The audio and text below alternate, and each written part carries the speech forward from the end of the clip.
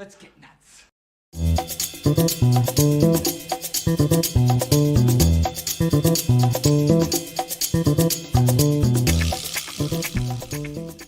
Well, hello, everyone. What's happening? How's everybody doing? Got a whole new week. A whole new week of awesome to talk about. What's happening, everybody? It's Monday, end of Monday, of course, so we can all be good and pour yourself a glass of wine or something like that, like I did. It's nice after a Monday, right? Because Mondays suck. Mondays definitely suck. And it's nice and rainy here in Southern California. What's happening, everybody? Who's out there, huh? Who's out there? What are we talking about here? Yeah, we got Jose right here. What's going on, buddy?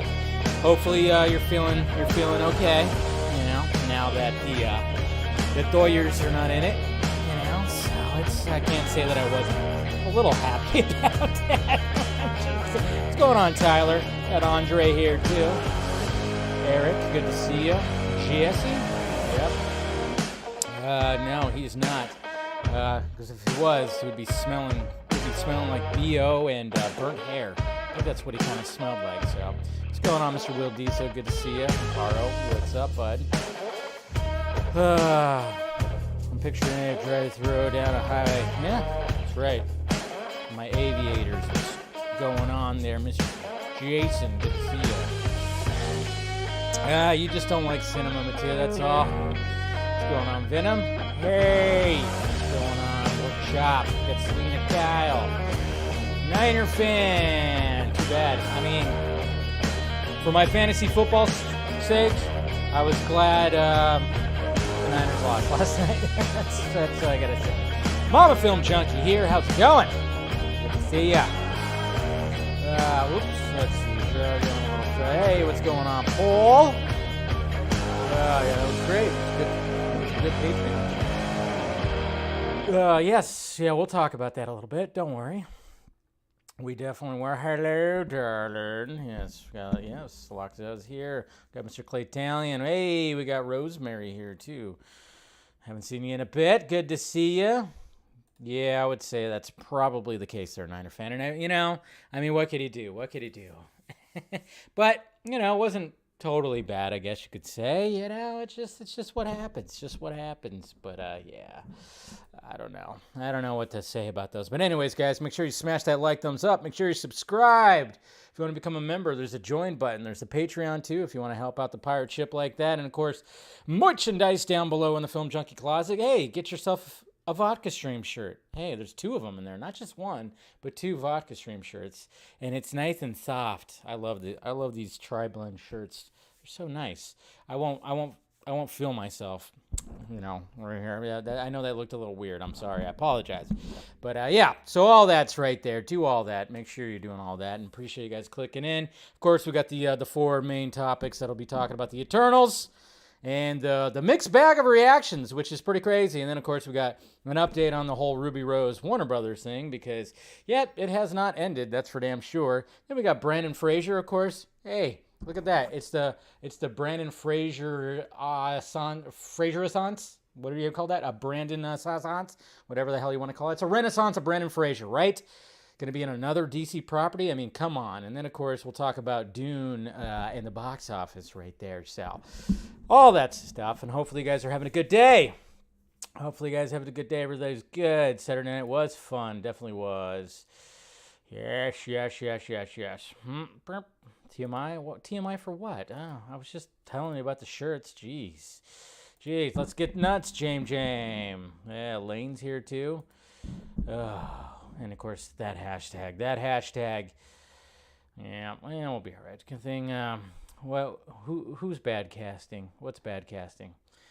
We're talking about Brendan Fraser. If you're saying anything bad about Brendan Fraser, well, I don't know about that. Come on, the man's a saint.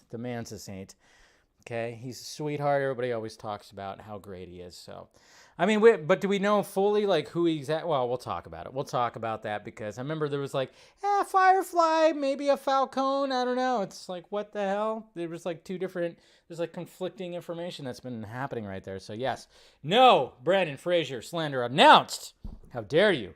Don't do that. Please don't. Jose's on top of it. You will be put in timeout if that's the case. Don't want that. We don't want that. Anyways, all right, let's go to the tweets because obviously it's Monday, so we got to catch up on these tweets right here, eh? Oops. I should probably, yeah, the Saints are playing right now. Should probably turn that off. Boop. Sorry. All right, let's go to the tweets. All right, here we go. What the heck is this? I don't know. There you go. Messages. People message me all the time. I have no idea. You have no idea. Sometimes my DMs are just full. It's full. Anyways, guys. All right. So here comes the tweets right here. And first of all, hey, we got Idris Elba talking about Knuckles. Knuckles won't be sexy in Sonic the Hedgehog 2. So if anybody was wondering how sexy Knuckles is going to be, apparently it's not going to be so, he won't be sexy. Yes, that's what's going on right here. I won't say he was sexy. I don't think I'm going for that. That's for sure. Yeah, so if anybody's wondering if Idris Elba's voice for Knuckles is going to be sexy, doesn't look like it. Doesn't seem like that's going to be the case. So, you know, just to let you know. That's what Idris just told us right there. So, yeah. Yeah. And then this right here, so Devin Sawa, he just tweeted out this this trailer right here that he's a part of. It's basically Black Friday. They work in this big, huge store, and then some zombie-like monster-type people start invading the store. It's got Bruce Campbell. It's got Michael Jai White. Looks pretty interesting. Looks cheesy and funny. Why not? So, Devin Sawa. Remember when he was like the it guy? And then all of a sudden he just fell off for like 15 years. Now he's still around, but he doesn't have a great point when it comes to all this. Yeah, there's like a whole interview right here. He posted a whole video on Instagram. But this one right here was interesting because he goes, I said what I said, and boy, I heard what you said. My God, how could I not? You said you want a safe working environment at Netflix. It seems like I'm the only one who can't go to the office. Yeah, isn't that kind of funny? I mean, the whole walkout thing is because they're all saying like it's a toxic work environment now only because of his special, but he can't even go to the building. So who's it toxic for? Exactly. I mean, that's what's so crazy about this whole thing, man. It just keeps on going. I mean, this whole thing is just proving his point, what he actually said in the special. That's what's sad about the whole thing. It's like, yeah, you throw any kind of, just say any kind of jokes about that certain community, guess what? Whoo, man, it's going to get pretty crazy, and it definitely has. I mean, that's the point he was trying to make. And then he had a very heartwarming, lovely story about a trans woman that he befriended at the end of the whole special. And again, they leave that part out of this whole argument. But apparently he's open. Dave Chappelle is actually open to actually meet with these people and have a conversation with them. I remember hearing from that side, they said they try to reach out to him and saying that he doesn't want to respond to it or whatever the hell. I don't know. So I guess we'll see what happens. Maybe, just maybe, there could be like a sit down with Dave Chappelle and some of these people at Netflix, the people that are walking out and everything, and some of the people who are really raising their voices about this. Hopefully, hey, maybe they could do that. Just sit down and let's talk, because he does say something like that in his special as well. He says he's going to stop even poking fun at the community just because of all the stuff that's happened. He literally says that in his special, and yet it's still just causing a ruckus. And again, so many other things are happening in the world and in this country that are, worse than just jokes that offended you. Again, it's like, yeah, so many different things. There's just things that are still happening, things that we should probably more worry about. But hey, Dave Chappelle telling jokes, that is number one. But we'll see what happens. It's going to be interesting to see if there's going to be any kind of resolution when it comes to this. That's what I'm kind of curious to see what actually happens with that. So, but anyways, it's not a zombie movie, guys. It's not a zombie movie. But hey, it still will be let me put that on right there. There we go. Put that music on there. It's coming out this week, guys. It's not a zombie movie. It's not a zombie movie. This is not. Nope. A zombie movie. Hey, you see any zombies? Neither can I. That's because it's not a zombie movie. No need for you all to be here. The whole promo about it not being a zombie movie, guys. Not a zombie movie. Hopefully you guys are going to be checking it out. I'm going to be doing the virtual premiere thing on Wednesday, so that means Film Junkee Live on Wednesday is going to be an hour early, probably an hour and a half early, just to make sure that I'm ready to go, because it's at 6 o'clock my time, so I'll be going to that whole thing and watching it on Wednesday night, it looks like. So I'll let you guys know exactly what time Film Junkee Live will be on when it comes to Wednesday. So Robert Downey Jr. says he's still close with many of his MCU co-stars, Johansson, Cheadle, Renner, Ruffalo, Hemsworth, Evans, Olsen, and I remain close-knit. Yes, there's a talk of a group tattoo. Oh, good stuff. Oh, they still all talked with each other. Good. Good for you. This shot right here is great because, well, first off, Robert Downey Jr. is not as tall as Chris Hemsworth, but hey, you know, things can be adjusted in the shoes to make it so. I was actually watching Endgame the other day, and there's actually a very significant part where you actually can see, whoa, Robert Downey Jr., yeah, he's got something going on with his special shoes. It was just kind of funny. I was like, oh, well, there it is.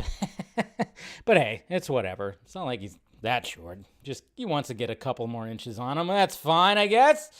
But this is an interesting gift because, yeah, it looks like Chris Evans is having a little, you know, either allergies or a little teary-eyed right here. So we'll talk about this when it comes to the Dune box office. We'll incorporate some streaming numbers. But speaking of Dune, we got Christopher Nolan. He said he calls Dune one of the most seamless marriages of live-action photography and computer-generated visual effects that I've seen. It's very, very compelling at every turn. Yes, I even mentioned this in my review. You really can't see. You can't even tell. Like, what's practical, what's VFX. I mean, obviously, spaceships, whatnot, all that stuff. Yeah, a lot of that's going to be VFX. But what Denny did to just make it so seamless, I even said that, seamless. You can't really tell, like, the difference between the real world and what's CGI because, I don't know, I mean, I guess it kind of helps that you're in this desert fucking wasteland. That could probably help. I mean, look at even, like, Mad Max, Fury Road. Some of the VFX work in there, it's pretty damn seamless too. I mean, geez, that's when you know something is a masterpiece. When you really can't tell, unless you just know, like, obviously they didn't build a full-on spaceship or build all that. You could kind of, when you can't see the seams, you know, unlike, you know, some of the other movies that are out there right now. We're looking at you, MCU. Andy Serkis has been cast in Andor. I don't know if he's cast as Snoke. Is there going to be a Snoke thing? Probably not, because it's supposed to be prior to Rogue One, so I'm not sure. Then it just, Star Wars stuff said that he's been cast. So I guess we'll see. I guess we will see when it comes to that. So hopefully you guys checked out the latest episode of Batman the Fanimated where we talked about Fear of Victory. That's right. And then check this out. Ghostbusters fans, who wants one of these? I do. Oh, you love that sound. You love it. Oh, I want one. Hasbro, send me one. I want a proton pack. Yes, there's been a lot of ecto activity in your neighborhood. Don't worry, we've got your back. Suit up and get ready for what's coming your way from HasLab Ghostbusters on October 27th. So, oh, and then there's this, guys. This is another thing. This is one of the things that's been floating around today, and a lot of people are like, what the hell? What the hell? So apparently, this is from Instagram, of course, because James Wan, I don't believe he has Twitter. He's mainly about Instagram, and I don't think you can actually Instagram him. He turned that little function off. But I guess when this Ron Williams, who calls himself Ron Williams on comics, he said, will there be a Black Manta streaming series? Maybe. And James Wan decided to answer that. He said, I'll let you in on a secret. The canceled Trench spin-off movie was really going to be a secret Black Manta movie. Oh! Why so secret? Well, because why not? That would have been cool. So it would have been secretly kind of like, hey, there's going to have to do something with the Trench, but it's also going to have to do with Black Manta. There you go. And my first question was, why did he decide to drop this on Instagram, responding to somebody? Because he knows damn well that somebody's going to find it. Somebody's going to find this, and then all of a sudden it's going to blow up. It's going to make the rounds on the internet. And sure enough, headlines everywhere. That's right. Comic book sites, movie sites are all talking about it. They were all talking about this today. Of course, everybody was passing it around, and everybody's going, oh my God, what the hell? I just kind of find it funny because a lot of people, I remember when The Trench was announced, a lot of people went like, who the fuck asked for this? Who asked for this? Turns out, secretly, it was going to be a Black Manta streaming series. How do you feel now? Huh?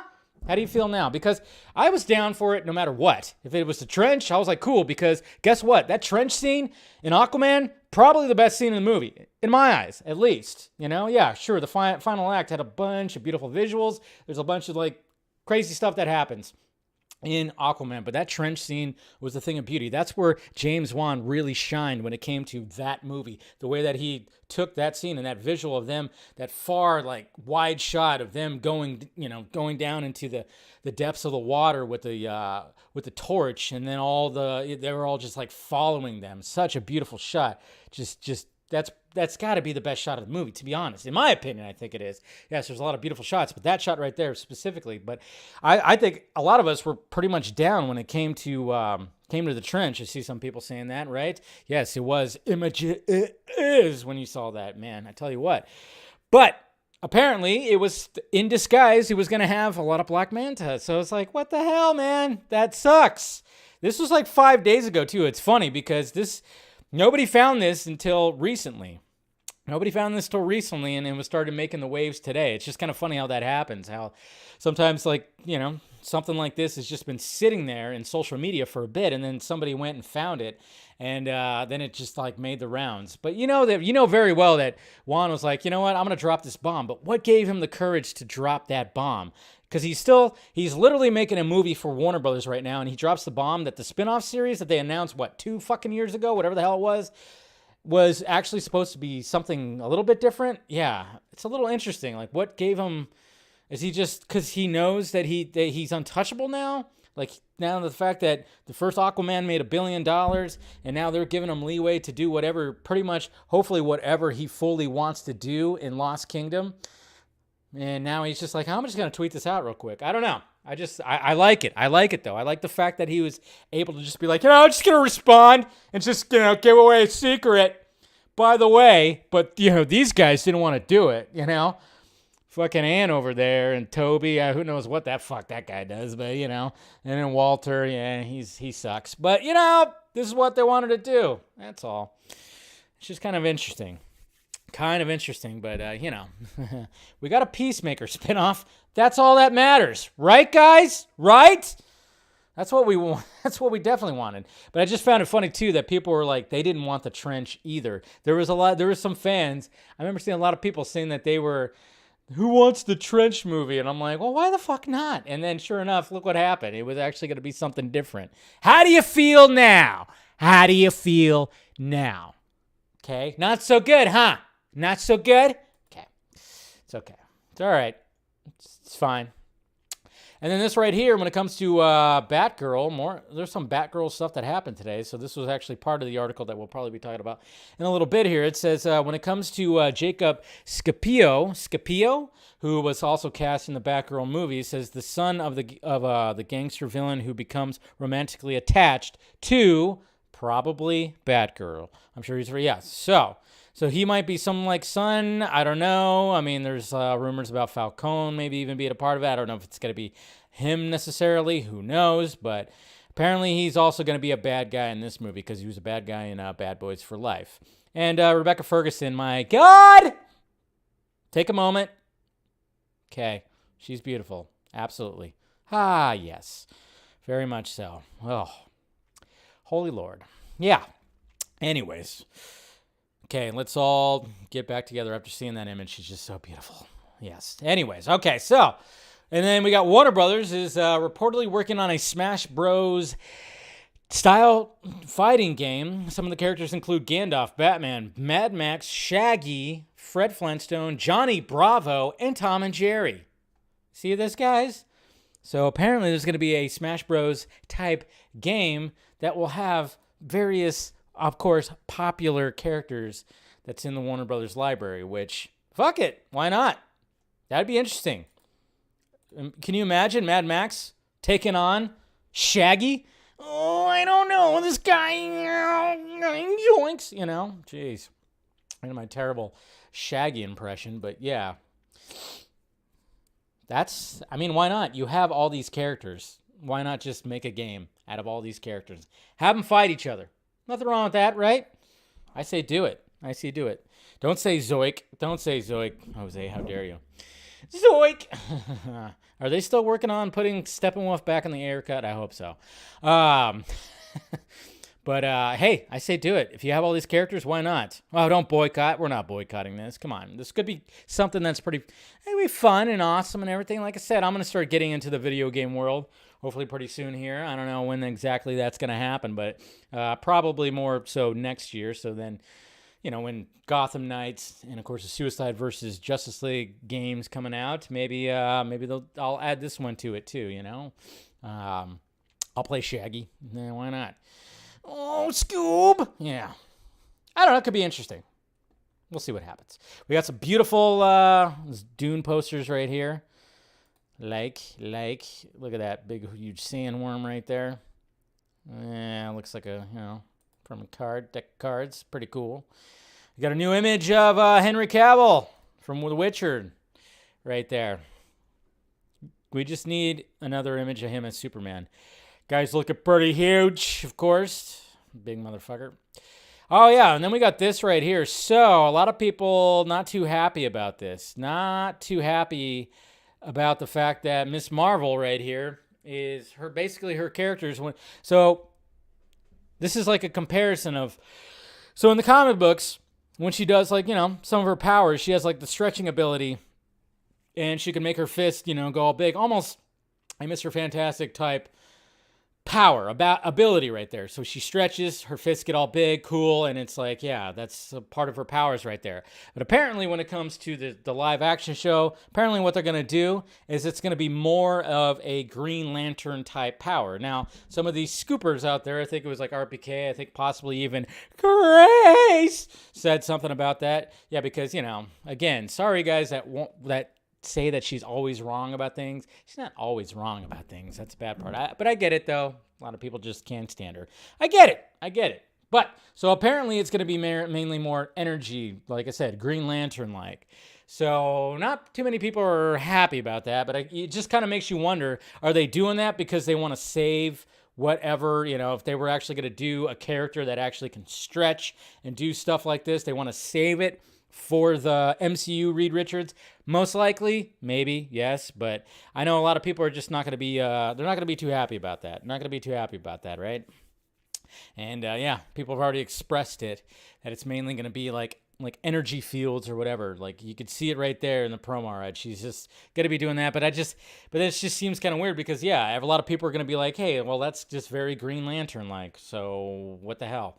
That's interesting. I don't know. I don't know why they decided to go that route, but to me, it just seems like it's the fact of the matter is because of maybe because the Fantastic Four is going to be showing up in the MCU in the not so distant future. So who knows? I guess she'll be just Green Lantern-like. So what can you do? Changes happen all the time when it comes to live action. It's just what you got to accept. Not everything's always going to be the source material. Okay. Photoshop Paddington in Predator 2. I love these. So if you want to follow Jay right here, Jay the Chow, yeah, he's always putting Paddington in like random spots in random movies. I'm Scott Mendelson. I critique movies. I'm gonna take a sip of wine as you guys read what this man said about the Eternals. So here's review headline right here. Eternals is too much of a generic, just a superhero movie, but it is an interesting attempt by Marvel to approximate a stereotypical Snyder-era DC Films flick. Stereotypical. What the fuck? So this guy this is what when it comes to this right here, when it comes to what Scott Mendelson, Popeye's chicken is awesome. When it comes to this right here and what he has to say in this little headline right here, to me, like, obviously he does not like, he just doesn't like Snyder. And of course, Snyder fucking called him out that one time, which he's probably left a bad taste in his mouth. He's probably always had that. Now, the fact of the matter is like, yeah, hey, guess what? When it comes to just a Marvel formula, yeah, people are getting kind of sour to it. People are kind of getting fatigue. Not CBM fatigue, but Marvel formula fatigue. So now they brought in this Academy Award winning director to direct this Eternals movie that not a lot of people know about. I am not big time familiar with the Eternals. A lot of people are not big time familiar with the Eternals, especially the audience out there. And yeah, maybe she wanted to do something a little bit different, a little bit more visually stunning, a little more depth into it. And he calls it a stereotypical Snyder era of DC films. It's like, well, yeah, why would you suppose that even Marvel's going like, okay, maybe Snyder was onto something? Because look what happened with Zack Snyder's Justice League, guys. Look at what happened. 1.5 million tweets, restore the Snyderverse, and not just from the fan base. You don't get to 1.5 million tweets of restore the Snyderverse because the fandom is just pushing it. No, you get it because there were people out there that really enjoyed Zack Snyder's Justice League. So naturally what happens, this is, like I said, there's like a little momentum shift that might be happening that maybe, just maybe that Feige's going, all right, yeah, we've been doing it like this for 12 years. Now it's time to shift it up a little bit, change it up, and let these directors really do what the fuck and try to change the game up. And hey, if they want to emulate Snyder, go ahead! Because apparently people were all about what he did over here. So it's just kind of nice. It's kind of nice when this jackass is sour about now Marvel Studios kind of taking a page out of Zack Snyder's book. I just love that. I love the sourness that's coming. So yeah, keep on eating those grapes, okay? This is how I look at you, Scott Mendelson. This is how I'm looking at you right now from all that. So suck a dick. Anyways, okay. So, and then we got Charlie Cox. Spoiler alert, even though we know that he's in this fucking movie. He's got to be. So, holy MLG, this is Drifty Film. After Charlie Cox panel, I met him one-on-one, and he signed my Daredevil and Spider-Man comic. I'm not even joking. He literally hinted. I'm not even joking. He literally hinted at him being in No Way Home to me. He saw my Spider-Man comic and said, "We'll see if I'm in that movie." And I said, "No Way Home?" And he said, "Yes." Yeah, he's in it. Come on. Got to do that. Nothing wrong with that. And then speaking of Dune, so obviously a lot of us were kind of hoping that Dune, like the sequel to Dune Part 2, was going to be announced today. Did not get announced. Not sure exactly why, but, of course, we'll talk more about the numbers and stuff like that. But it is interesting. I mean, the fact of the matter is like they put Dune Part 1 in the, you watch it, it says Dune Part 1. You don't do that unless the studio goes, hell yeah, we're going to do a second one. Don't worry. And now we got Josh Brolin right here, who was talking to Good Morning America. He's basically saying he's already working. He's already doing pre-production stuff when it comes to Dune Part 2. So this is what he had to say right here. In Venice, I was with Javier, and to have him in No Country 15 years ago, and that we're working again, and that we go back and do the second half of Dune again, and we're going to be doing a lot of scenes together. I don't know, man. It starts to feel like a really nice bubble. In Venice, I was with Javier, and to have him. So he's essentially going like, "Hey, me and Javier, let's do this. Go back and do the second half of Dune again, and we're going to be doing a lot of scenes together." I don't know, man. It starts to feel like a really nice bubble. It is a nice bubble, and yeah, I didn't even think about that. A No Country for Old Men reunion, which that's fantastic, of course, because if you haven't watched that movie, do yourself a favor. Especially Javier Bardem's character, holy shit. But then there's showdown at the end in the final act. Woo! Anyways, so, I mean, I think Brolin kind of just went like, yeah, there's things already happening, which, we'll talk about, of course, the box office and streaming numbers and whatnot. So, but it almost seems like, Josh Brolin's like, hey, guess what? I met up with him. We're going to have a lot of scenes together in the next one. So we're going to be good. I still don't, even over the weekend, like I hung out with some family yesterday, and I even talked about it. And you know, I even said, I'm like, yeah, they should have just filmed them back to back. But you know, when it comes to Warner Brothers and their confidence in anything that they do, who cares? Like, it's just, ugh. I don't know, if you're gonna invest into this world and you're gonna invest in a director, just let him. But see, that's just normal. That's just vintage Warner Brothers. They're not confident enough, apparently. So like you'd think that they would want to shoot them back to back just because it would just help with the continuity or whatever. I don't know. People will probably relatively still look the same if they just come back and start shooting. But I don't know. All I can say is it sounds like we're going to be definitely getting a sequel, and we shouldn't worry about it. But who knows? Who knows when it comes to Warner Brothers? Hoy! Just get those guys out of there. Can Discovery just take over real quick? Or, I mean, do we have to wait till mid next year? I guess so. God damn it. Anyways, the Batman DC fandom teaser is over 1 million likes, so that's good. That's always nice to see. Oh man, and of course we have the Spider-Man stills that had some really good memes come out of it right there. Man, let's see. Let me get to. Oh yeah, and rest in peace, James Michael Tyler, who played Gunther in Friends. Man, he died of prostate cancer yesterday. Poor thing. Yeah, I remember when he the Friends reunion. He kind of looked like he was a little. He didn't look well. He did not look well. So rest in peace. Rest in peace, Gunther. And yeah, pretty sad to read that. So, what the hell? That got deleted? Why did they delete that? Too much commotion, I guess. I don't know. Who knows?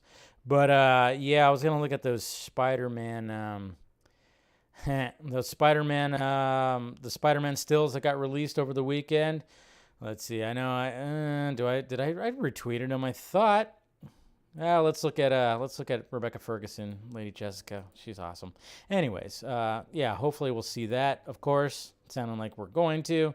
Hey, some Selena Kyle images right here. Oh, gotta love it. And I love the fact that, yeah, David Descamal. I can't say his last name. I suck at last names especially, but yeah. The fact that this guy was in 2 pretty big movies. Gotta like it. Gotta love it, man. But yeah, so a lot of good memes when it came to the Spider-Man, the Spider-Man stills that came out. There's a Spider-Man still right there. Okay, so this still is not good. It's not good. It really is not. But at the same time, I'm trying to figure out, was this like was just a dumb move on Sony's behalf? Sony or Marvel Studios, who knows, who made this decision? Or was it absolutely a genius move? Because how many memes did you guys see yesterday about this still? How many times did this still get passed around with people going, what the hell? To me, that's kind of like a genius move because Doc Ock looks fucking weird. I don't know what's going on with Doc Ock. And then it's all blurred out. It's all weird. It's all interesting. But at the same time, I'm going like, well, it could be like a stroke of genius because a lot of people talked about this still yesterday. I mean, I'm telling you what, you got people that look at analytics and they realize like, hey, put a shitty image out and see what happens. And guess what? You might actually get more impressions and the image might be thrown around a lot more than it would if it was something crisp and just like, I don't know. This movie is I feel bad. I have a feeling that the VFX artists are working like 18-hour days when it comes to this movie. It just seems like this movie is just really pressed for time because there's a lot of it's going to be a movie that's just really opening up a lot of things, and the fact of the matter of Marvel Studios losing their ownership of Spider-Man, there's like that whole aspect of it, so they have to get it out in time. I don't know if there's I have a feeling that the VFX artists are going to that they've been working like just long fucking hours when it comes to this movie. But still shots always suck, especially when they have like VFX involved. Yeah, I mean, I don't know what's going on with Doc Ock. I mean, it's cool he's lifting up a car, but man, I don't know. It just doesn't look all that great. But there was a lot of just A lot of good memes right there. Of course, we got a Squid Game meme, and yeah, and then Zack Snyder's Justice League meme. I mean, it's just good. That's what you got to love about the internet. But at the same time, I'm like, hey, this has got to be pretty brilliant right here, right? If you release a shitty image, it's going to also go viral. And it could go viral. The power of the meme, guys. The power of the meme. I'm telling you. And I think that maybe somebody was smart enough to do that. But then again, maybe it was just somebody was just like, yeah, post that one. Fuck it. Whatever. So. We got Ray Fisher right there. See, Ray Fisher's living the dream. I've always wanted to stay at a hotel room that was inside I've been in a lot of hotel rooms in my life, but never have I ever been in a hotel room with an entire baseball stadium. Yes. Baseball. Always wanted to stay at a place that was like a baseball stadium. Baseball. He's in the Blue Jays stadium right there, which is cool. It's pretty awesome. And by the way, Ray Fisher needs to do more voiceover work, please. I mean, come on. It's great stuff.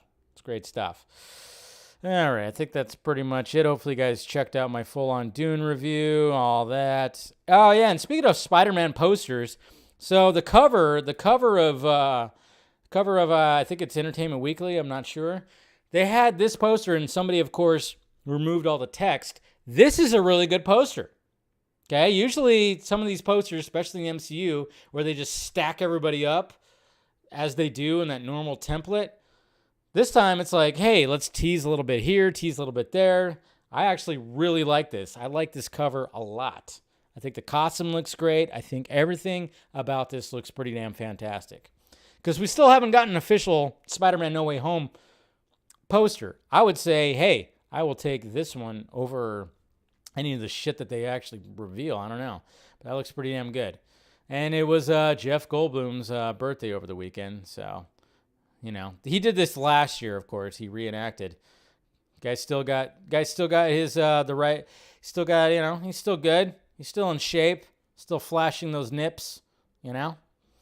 So, it's all that. Oh yeah, and then apparently Hayden Christensen's going to be reprising his role yet again as Anakin and Darth Vader in Ahsoka's spin-off series of Rosario Dawson, which come full circle, obviously, yes.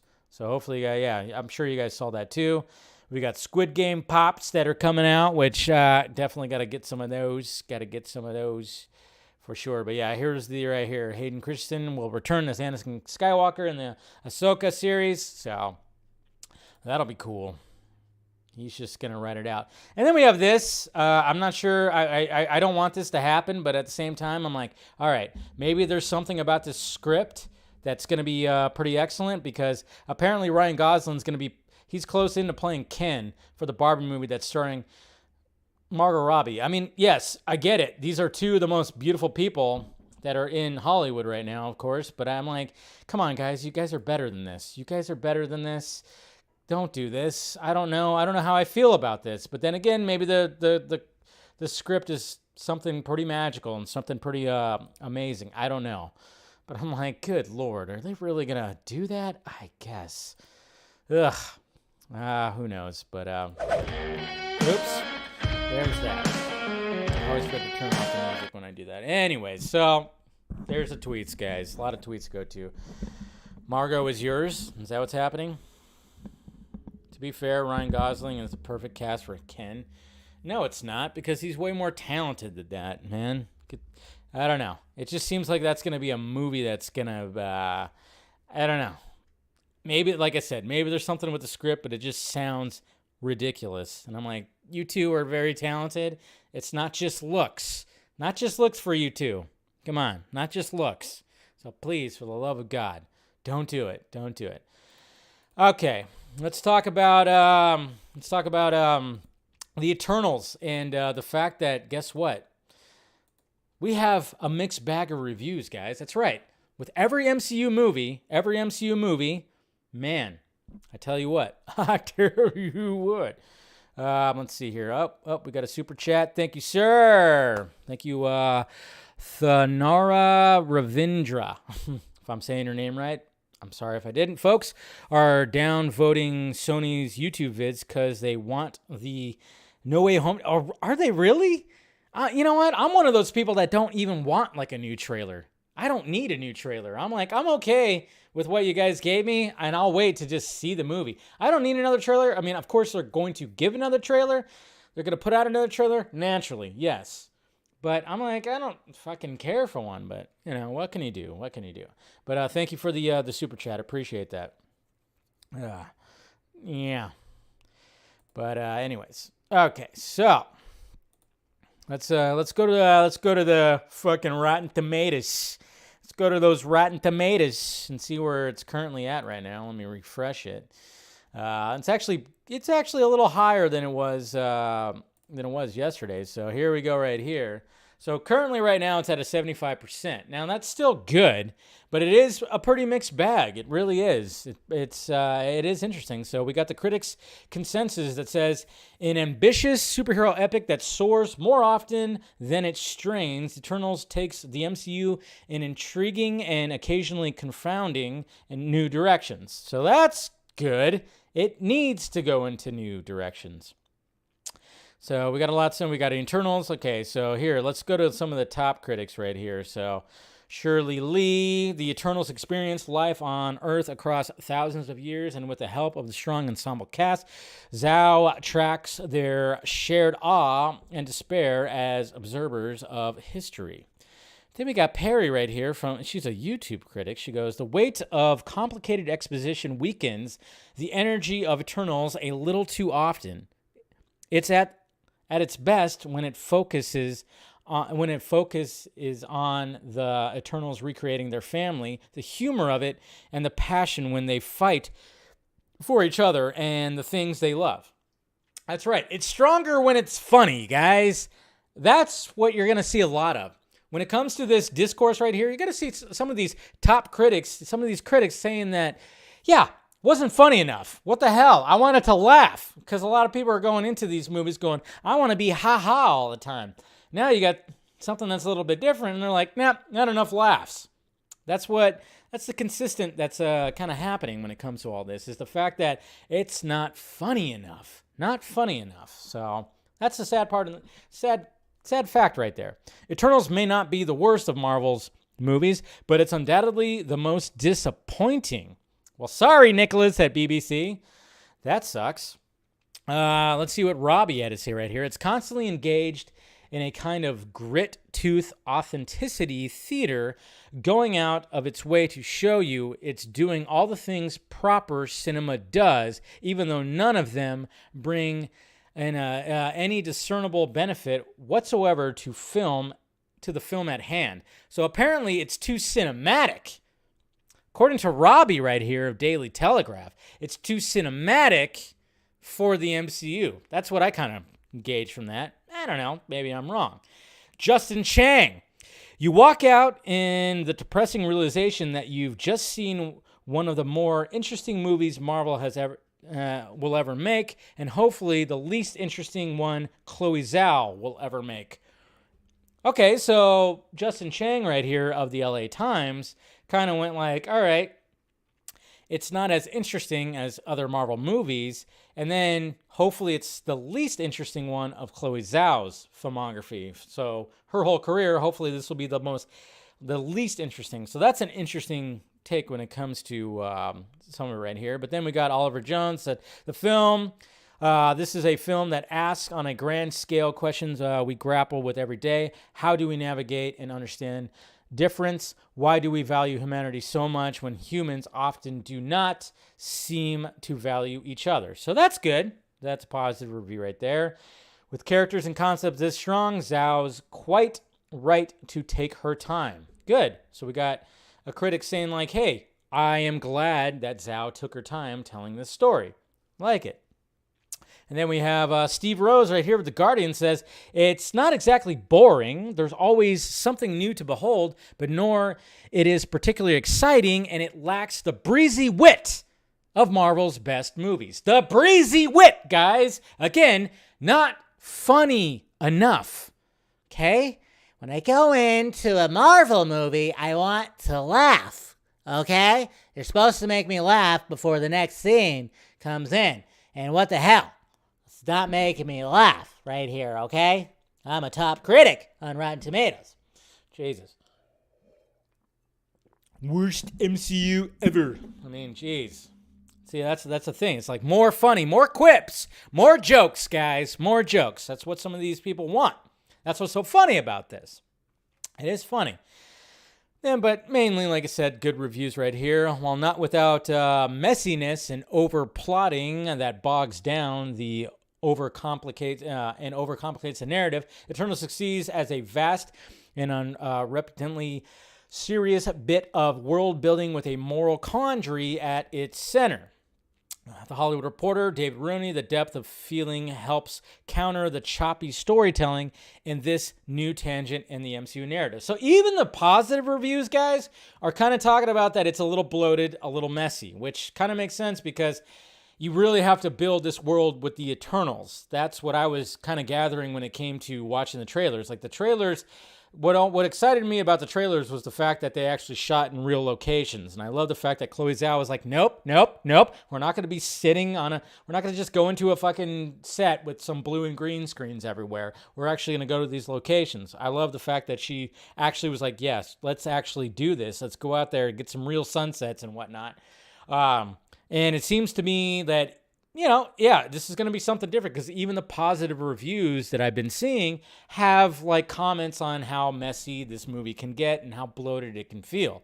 So there is that. Eternals certainly doesn't lack for ambition, but for now, Marvel, emboldened by its success, has reached for the stars without quite getting there. So even this one right here from Brian Lowry, CNN, positive review, yet kind of says that it doesn't quite reach the stars as it's trying to go. So utilizing Zhao's penchant for naturalistic environments, Eternals looks unlike any other Marvel movie and is in perhaps the most welcoming for MCU neophytes in forever.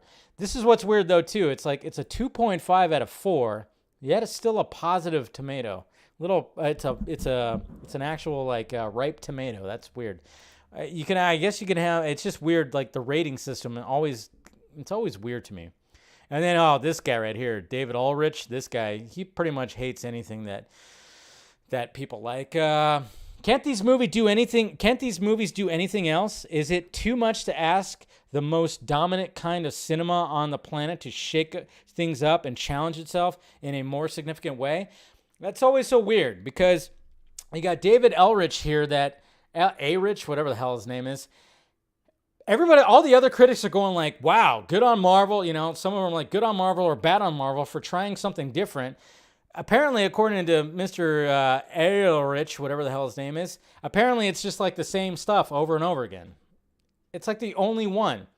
I don't know if he watched the same movie or did he even fucking watch the movie. I don't know. I can't really say, and I have no dog in the fight because, well, I haven't seen the movie yet. I will see it, but yeah. So overall, guys, when it comes to this, when it comes to the Eternals and the fact that it's a mixed bag, I say good. I like the fact that there's a Marvel Studios movie that is divisive. It's a mixed bag. That's what needs to happen. You got to shake it up a little bit. Okay, not everything has to be run by the numbers and so crowd-pleasing because guess what? The crowd's going to start getting bored when it's just given the same shit over and over and over again, And what's sad, though, too, is the fact that there are people that gave their critiques of the movie and then all of a sudden the fan base starts going after them. You saw some of that, too, happening. I mean, I know Brandon Davis of comicbook.com, he didn't necessarily like it all that much. He gave it like a 6 out of 10. He's just like, yeah, it was ambitious. There's some good stuff in it, but overall, wasn't a full-on fan. And a lot of people were like, what the fuck, dude? What the fuck? You're supposed to be one of us. It's like, no, it's not the case. I'm glad there's critics out there that are actually going like, hey. But then it's kind of funny when there's critics out there going like, hey, this isn't the normal Marvel Studios movie that I thought I was going to be getting. What the fuck, man? It's supposed to be like ha-has and quips and what the hell? Why isn't this that? So it's interesting. This one's really going to shake up the Marvel Cinematic Universe. It really is. This movie, so it's going to be interesting to see the box office response and all that. That's what I'm looking forward to next. But I love the fact that it actually is. It's shaking it up. It's shaking up the universe. So I'm really glad for that. I am really glad for that. So yeah. So there you go, guys. Mixed bag. Gotta love it. Okay, now we got Ruby Rose. Oh man. So there's some updates on Ruby Rose right now, on all the stuff that's happening right here. First off, I do want to tell you guys about, there is an article on Screen Rant that you guys should check out. Let me, boop. All right, so this article right here that was written by Mr. Stephen Colbert, which you guys know who that is. I love the fact that there's a Metallica ad for me right there. It says, he just wrote this article right here that says, WB needs to fix their repeated failure to resolve claims of toxicity. And then you got the initial description of this article. It says, Warner Brothers has failed to create a culture that prevents or resolves toxic workplace issues, leading to multiple high-profile complaints. So go check that out. Steven did a pretty damn good job when it came to like kind of breaking down a lot of the issues that are happening with Warner Brothers right now. But let's go back to Twitter right here, and we'll see some of those. Whoops, I typed in Twitter. Ruby Rose. Yeah, let's go right here, and we can kind of just go in and see more of the stuff she was actually saying right here. She basically went to her Instagram again and decided to be like, hey, I'm going to start calling out some people right before she goes to bed, by the way, which is kind of funny. Off to bed, but deciding between releasing Caroline, she called her out. Caroline, I forgot what her last name was, but apparently somebody who, somebody who's, of course, overseeing some of the shows that happen on Warner Brothers TV. But she says, by deciding between releasing Caroline's emails about not being an LGBT activist or feminist, but saying she could be one for others through the show, i.e. monetizing gays, is how she found the desire to make people feel included, quotes. Or the email exchanges when I did leave, and the truths in that from all three of them let me give them time to act privately, which is all I wanted, mediation, not litigation. Appropriately, which should be fast considering when I went to hire a litigation lawyer, Greg had hired them all. Interesting. So here's something from Ruby Langenheim. I love my crew. They just can't speak out because NDAs. So this is something from the crew of Batwoman right here. It says, copy that. Also, last night I was on set, absolutely catastrophic. I don't know if it's Drummond or what or who or how, but people are yelling at each other and walking off set, and it was so stressful. Eddie was like a piece of Scotch tape on the side of the Titanic. This might sound like a very strange ask, but is there a way to have a no yelling at crew or production or anyone rule on set? Just a no yelling rule. That's a Joe Roth rule on his films, just to keep the love and patience up, the morale up. It's stressful and hard enough on the crew and actors pulling all-nighters and 16-hour days and 14-hour camera days without people losing their temper and getting aggressive. I felt like I had to be the comedic relief for cast and crew and camera and the whole room, which is fine, but I'm too tired, and it just makes all of our jobs a little harder. So that was sent from right there. So yeah, interesting. And the actress, and then she wrote right here, also as a showrunner who I went to about a no yelling memo, and then offload it to a director who wasn't even directing that episode. Also, a PA got a concussion that day, and an extra got hit in the head with a crane. What the hell is happening on this set?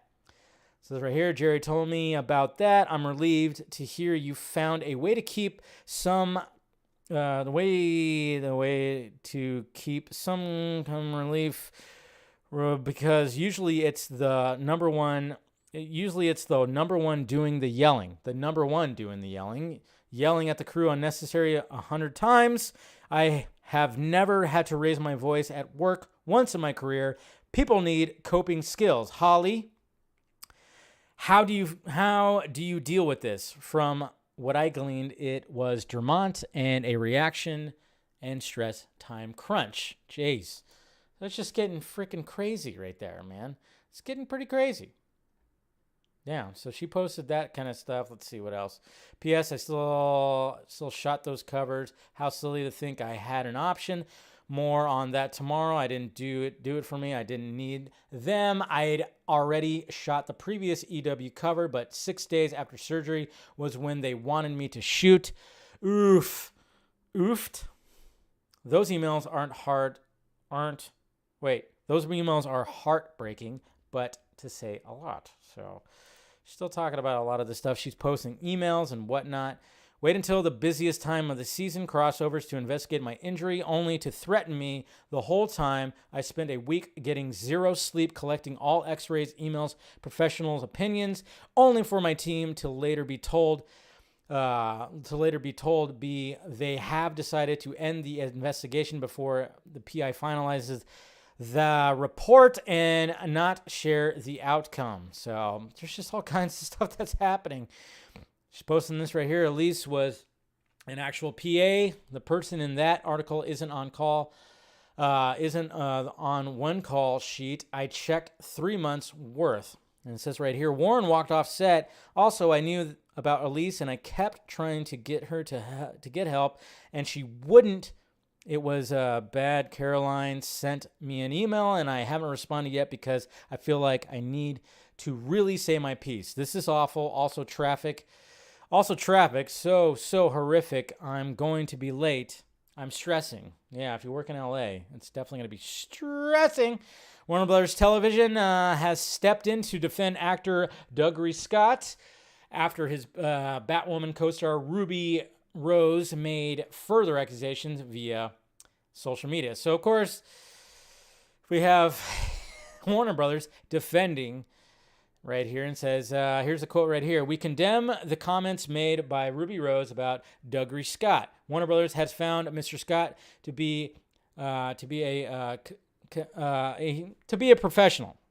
Pure professional, and never received any allegation against him of bullying or abusive behavior on his part. Mr. Scott was greatly respected and admired by his colleagues and was a leader on set. Warner Brothers Television did not pick up Ruby Rose's option for an additional season because of multiple complaints about workplace behavior and were extensively reviewed by the studio. So that's what she was kind of talking about too. So it's a complete shit show over there. She has emails. She has screenshots. She's posting them all over the place. I think it's funny. I think it's pretty fantastic. Keep on doing it. Keep on doing it. I mean, I'm not saying that she's totally out of the woods. Yeah, she could have been difficult to work with, 100%. But at the same time, it just seems like, and going to what Steven wrote on Screen Rant, which again, go check that out, guys. Go to Screen Rant, read his article. It's a good piece. It's the fact that Warner Brothers really, when it comes to all this, when it comes to this getting out there into the public, they have difficulty actually handling it. This goes back to, okay, so we're talking about two investigations here. We have the Justice League investigation with Ray Fisher. You have this investigation to Batwoman. And it seems like when these investigations happen, they're not being handled correctly. They're not being handled correctly. And then all of a sudden it's just like, yeah, we're good. We're just going to go ahead and sweep this underneath the couch. Is that okay? Under the rug? Just sweep some of this stuff. We don't need this heat right now. We're trying to keep this show afloat because, you know, why not? It's Batwoman. We got to keep it afloat because it's what people want. Who cares about what the ratings say? Jesus. Because weren't the ratings like shit anyways? I mean, God, I don't know. But it just seems like Warner Brothers just constantly like, yeah. Well, and then I like the fact that she said like they hired the investigation to start when they were doing the crossover stuff, which made it a lot harder. So it's like, oh yeah, perfect time. That way, yeah, we're too busy right now. Just fucking whatever, man. It's crazy. Yeah, they're all screwed. Jace, get your shit together, Warner Brothers. We're really hoping that that it was already happening, with the fact that you released Zack Snyder's Justice League. We thought maybe it's going to head in the right direction. But again, Discovery can't come any sooner. They really can't. David Zaslav, save us from this fucking mess. My God. All right. Brendan Fraser. Okay, so at least Warner Brothers is doing something kind of awesome right here, because good old Brendan Fraser right here looks like he's going to be cast. Okay, so this is interesting right here. This is interesting because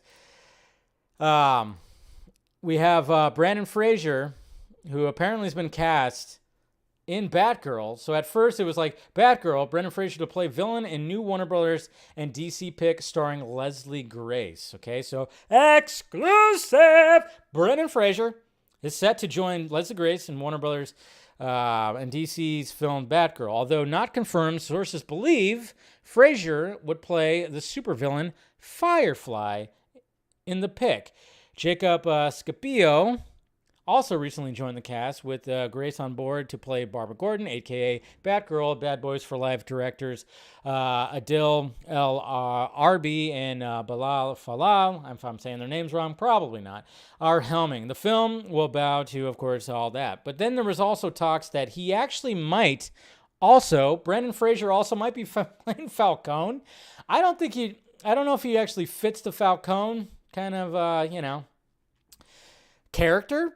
And we're already getting Falcone in The Batman, which we still haven't seen Turturro yet but there was also that. There was like a possibility that he might be playing that too. And I'm like, I don't know about that. I don't know. Why would they have him play that character? FireFly sounds a little more reasonable. So I'm thinking that's what's the case right there. I think for sure, like, yeah. FireFly sounds about right. I don't think we need any, when it comes to any other character, it seems like, FireFly, that works. That really works. But again, I love the fact that Brendan Fraser continues to get work, and he's getting back in there because, he went through a little bit of a rough patch. He did, and everybody always praises the man for being easy to work with and just generally a good soul. And now he's like getting some recognition. Obviously, Doom Patrol helped that out a lot, which is great.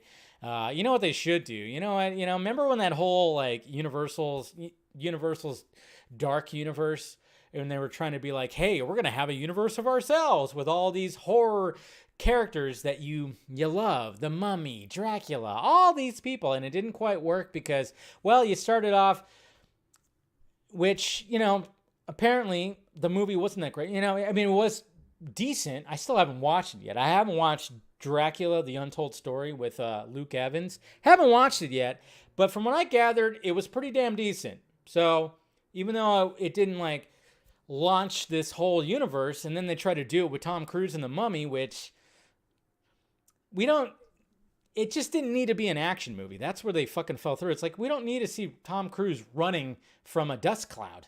Okay, we see him running from a lot of things, but from a dust cloud, it's like, come on. You guys try to make it too much like an action movie, and then, of course, having like different characters and teasing different characters when it came to the Mummy. But man, why not just bring back the first, not the first, but the Stephen Sommers Mummy franchise back with Brendan Fraser. Bring that back.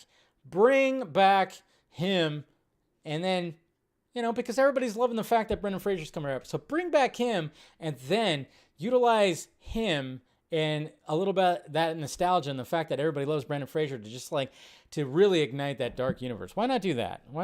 So I don't know. That's just me. Yeah.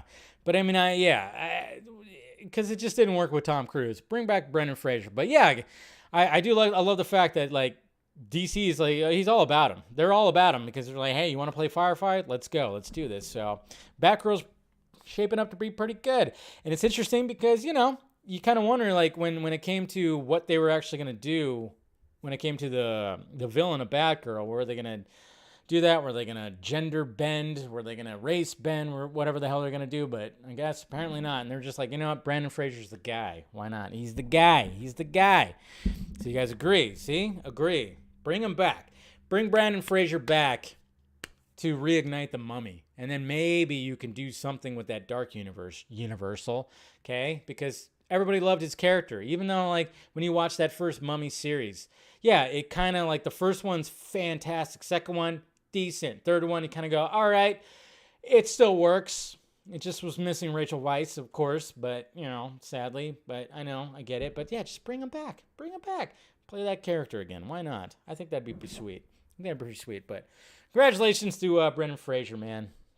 All about it. All about him getting more work. Getting more work. Because who doesn't love the guy? And if you haven't seen Airheads, Encino Man, some of his beginning work, do yourself a favor. Watch those movies. All right. All right, let's talk about Dune. Let's talk about Dune in that box office. We'll talk about the full box office right here. So Dune did fairly well, thankfully. Thankfully, it did well. So, I always do that. I always click that damn thing. Get out of here. Get out of here.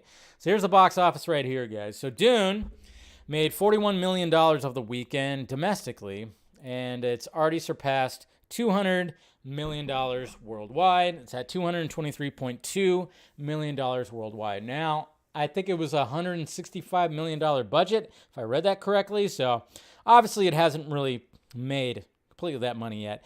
And but of course it had a month head start because people all around the world, like the UK and stuff, they got to see it like a month ago. It just now reached the United States, and apparently it hasn't, Australia is not even getting it till December, which that's pretty shitty, but that's what it's currently at right now when it comes to the box office. Yes, there's still a pandemic happening. Yes, you could still watch it at any time on HBO Max. So naturally, we have to take in the fact that you can do it that you can actually watch it at home, which I did. See, that's what I love about it. I watched it on a big, huge IMAX screen, and then over the weekend, I got to put it on again, and it was great. And, a lot of other people taking advantage of all that too, so that's good. That's good.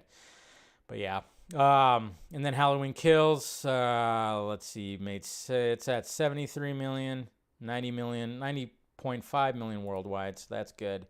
Venom, still running pretty strong right there. Not too shabby. No Time to Die, same thing. Look at that, 500,000 though right there. That's good.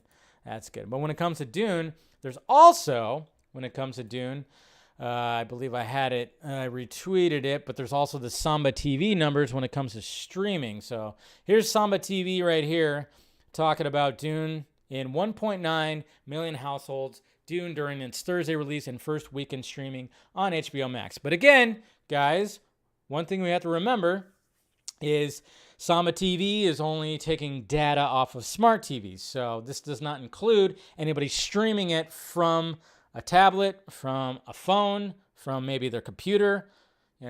That's the thing. There needs to be there just needs to be better ways to keep some of these fucking numbers, man. The numbers! But 1.9 Samba TV, that's just with with smart TVs. So I would say it's probably going to be over 2 million, and God knows how much of that. And that's the number that we have to really, they said, if we want a sequel, it's good box office, but also they're really looking at the HBO Max numbers. I mean, that's why, I tweeted out, I'm like, go see it in the movies and or watch it on HBO Max. If you still have HBO Max, fire that bad boy up. Show that you're fucking still interested in that you want to get this movie. You want to get that sequel because obviously, there's some people that had the critique that Dune was incomplete. Yes, because it was leading to where the story goes. But they couldn't fit it all, of course, in one giant movie. So, so 1.9 million. It's interesting. And a $41 million domestic box office, not too shabby, because a lot of people thought that movie was going to bomb. A lot of people were really saying that movie was going to bomb. It wasn't going to go anywhere. But to be honest, that's fairly decent for a movie that's an entirely different franchise. And it's not something, yes, it's something that's existed, and there's a previous movie, which I watched over the weekend, by the way. On Saturday, I put on David Lynch's fucking Dune right after the Patreon stream. Wow! I forgot how just ridiculous that movie can be, but at the same time, there were some things where you're like, okay, it really is staying true to the story right here, and then it it kind of goes off. And then of course those early 80s visual effects, holy shit. But man, I tell you, there's some crazy performances, some questionable cast for certain characters. I was like, whoa, man, I forgot so-and-so is playing Dr. Yu, or I forgot his name. Yeah, the guy who was in Quantum Leap, he plays Dr. Yeah, and it's like, wait a minute, is he supposed to be an Asian dude? And you guys kind of try to make him look like an Asian dude. It's like, woo, I totally forgot about that, man. But it was a fun watch. You think HBO Max really hurt Dune's box office, huh? I don't know. Because, again, I think, to be honest, when it comes to something like that, I would think it would have helped it a little. Not like helped it, but it helps to get more eyes. That's the thing. That's what we've been talking about a lot when it comes to like the Vodka stream or whatnot, is the fact that Dune is like this, this whole other franchise that could really be something that can be up there with like your Lord of the Rings and your Star Wars, but a lot of people don't know about it. And are they going to actually go out and spend money on it? Are they going to spend money on an IMAX ticket that's almost $20? That's why, when it comes to the debate about the simultaneous release of HBO Max in these movies, it's like, is it helping or is it not? And, to be honest, I mean, they want this streaming service. Obviously, they want the streaming service to go up against Netflix and Disney Plus and everything. So they want to see the numbers, the streaming numbers and the subscriber numbers to go up and up and up. So I don't know. I don't know if that's really the case. If it like hurt it when they specifically want to see those numbers go up, I don't know. The logistics, analytics, all those numbers, it's all pretty crazy. But all we hope for is that we get that part 2, right? That's all we're hoping for. Can we see what happens? Huh? Obviously. But I mean, if you're reading the book, you already, which I'm going to be continuing reading the book. Watching Dune got me more excited to read the second half of the book for sure. So definitely going to be doing that. But I don't know. We'll see what happens. Hopefully we get that announcement soon that there's going to be a Dune part 2, which there should be, for the love of shit. Come on, Warner Brothers, just do it. Do it right now. But the fact that they didn't do it like the following Monday, yeah, it's got me a little worried. A little bit worried. So we shall see. All right, let's go to Twitter questions. Yeah. Thank you guys. Of course, make sure you smash that like, thumbs up before we take off here and all that stuff. Boop. All right, let's go to Twitter questions. Okay, underneath here. All right, Mr. Blake. Personally, I really like the potential of Brendan Fraser in a more serious role in a CBM. Dare we hope that's what we're looking at here? Maybe something dark, the classic moment of FireFly telling Batgirl that fire is the closest thing to hell on earth. That'd be pretty sweet. Man, imagine Brendan Fraser saying a line like that. And hopefully, I think they'll take it pretty seriously. There's going to be some camp. There's definitely going to be some camp involved when it comes to Batgirl, but let's hope there is some serious plot points when it comes to it. Darren, Mr. Laugh Now, Cry Later. Have you heard any of the rumors that in Spider-Man No Way Home, Tobey is going to be the one to tell Tom Holland with great power comes great responsibility, and it's going to be a scene with all 3 Spider-Men talking about Uncle Ben? I wouldn't be surprised because there's been a lack of Uncle Ben when it comes to the MCU. So, and you better believe that Marvel Studios and Feige have noticed that people have been complaining about that. So what better way to do it than to have the other 2 Spider-Men involved into the scene? And if that's going to be the case, I'm all for it because that would be a perfect way to do it. Andrea, do you think James Wan had that secret Black Manta movie project to connect it to Zack Snyder's Justice League? No, I don't think it did. I mean, his Aquaman movie was always going to be somewhat connected to it, but, and then he's also taking some references or some ideas that were on Zack's, the sequel storyboards, obviously, that a lot of people were talking about and getting upset about, which they shouldn't, which doesn't make sense. So I don't know if it would that was going to directly connect to it. I think always James Wan's Aquaman universe was always going to be connected to the Snyderverse, for sure. Always thought that. Casual Batman win, Rosemary. Oh, he'll be coming back soon. Don't worry. It's just been a little busy right now, but he will definitely come back. Got some ideas. Ronak, do you think if the Firefly is a new villain in the movie, or has he been around, aka Batfleck? If it's not an origin story for Firefly, maybe it's the same verse as Batfleck. I might be overthinking. Well, let me ask you this.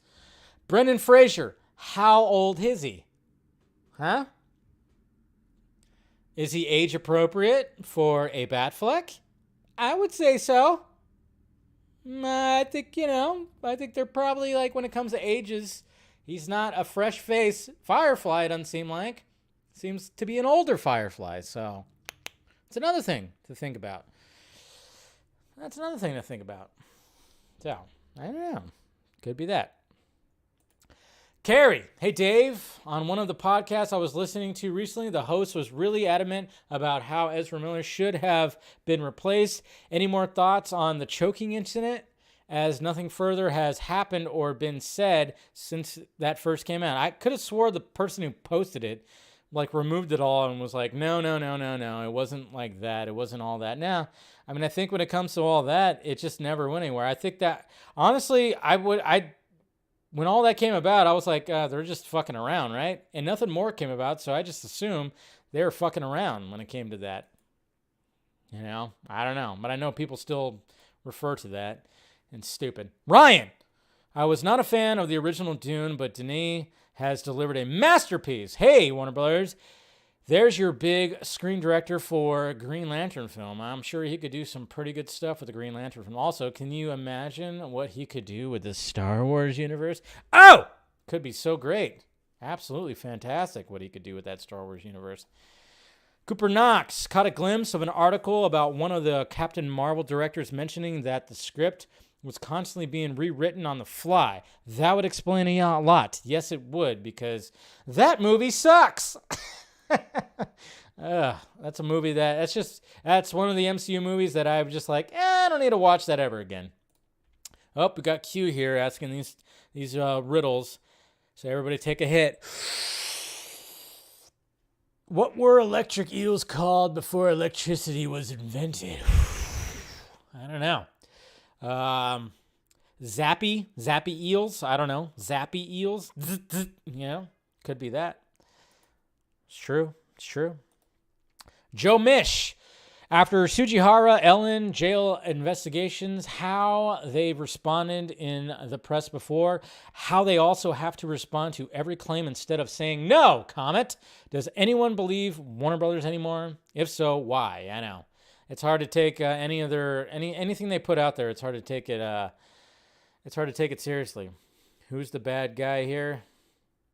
What is this? I don't even know what the okay, he kicks him. What is happening here? We got Venom holding on to a dog. What the hell is this from? And then he's gonna stab him in the back. Stabbing him in the ass. He stabbed him in the ass. How dare he? Also, fuck you, Dave. I'm seeing less. Well, good for you. I'm seeing it Thursday, at least. Oops. Jacob always bushing my balls. That was an interesting little video right there, but all right. Mr. VF, do you think Ruby Rose will be canceled by Hollywood? No, you can't cancel her. No, she'll be fine. She might get blacklisted. That's the only thing I could see is her getting blacklisted, but she won't get canceled. Edward, hey Dave, about what James Wan said about the canceled Trench movie turned out to be a Black Manta movie.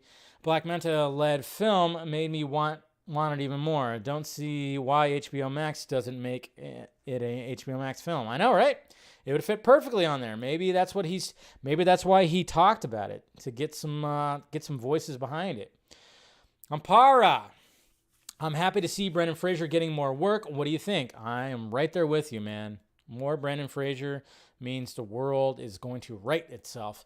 John Murdoch Wayne. So I finally got around to seeing Tenet last night, and boy, howdy, was that a confusing but brilliantly entertaining movie. Sorry, Garza. Azag Yiras. Yeah. You're writing it backwards. Yeah, movie manages. I can't even read what you're saying, but I love the fact that you wrote all this backwards. So we got another fan of Tenet right there, even though he said it was confusing. So Garza was wrong. Hashtag Lane. Did you hear what he had to say? He said Garza was wrong. Uh-oh. Uh-oh. It's okay. Sometimes you can be wrong. It's perfectly fine. Perfectly fine. Perfectly fine. All right, guys. Is Garza Garza is in there. So he was lurking. Garza was lurking in the backgrounds right there. It's okay. It's okay. I look so done? What do you mean I look so done? I don't know. What do you mean by looking so done? Anyone excited for Moonfall? You know what? Hey, give me some Emmerich disaster flick. I'm always looking forward to an Emmerich disaster flick. Totally right there. So I'm always looking forward to that. So, but it was a compliment. No, that's not for me. You're over it. I'm over what? Am I over the Tenet discourse? That's what you guys are saying? I don't know what you guys are saying. Explain yourselves. I'm trying to figure out exactly what you guys are talking about in the chat right there. What am I over the Tenet discourse? Is that what's happening? Could be that. Maybe that's what you meant. Tenet stinks. No, it does not stink. How dare you, sir? Not trash. It's not. It does not stink, but it's fine. OnlyFans stream. Oh, wait. It's not Tuesday. It's right. No OnlyFans stream today. Don't worry. Over the long-ass Twitter questions. Oh. Yeah. Well, I think it's just because, I'm like, whoa, I've been almost going on for an hour and a half right now. So I'm like, I need some food. Yeah, it's time to cook. Time to cook some dinner. I'm hungry. So I think maybe that was a little bit of that coming out where it's like my stomach's going, when are you done? That's what it is. My stomach is talking to me. It's yelling at me right now. So maybe that's what you're seeing right there. All right, guys. All right. Yeah. Let's go ahead and wrap it up. Appreciate you guys clicking in as per usual. Make sure you smash that like, thumbs up before you leave. Join if you want to join. Make sure you subscribe, of course. Got the Patreon right here. If you want to help out the pirate ship like that and see stuff, I try to give little early things, and I do a Tuesday audio clip exclusively for Patreon, and of course the once a month Patreon stream. Do all that, and then of course Film Junkie Closet down below. Got all kinds of shirts like this one right here. If you want to get a Vodka Stream shirt, do so. Support the channel. It's what it does. So I appreciate that, of course. So, all right, guys. We'll see you tomorrow at the same Junkie time, same Junkie channel. You guys are awesome as per usual, and I will talk to you later.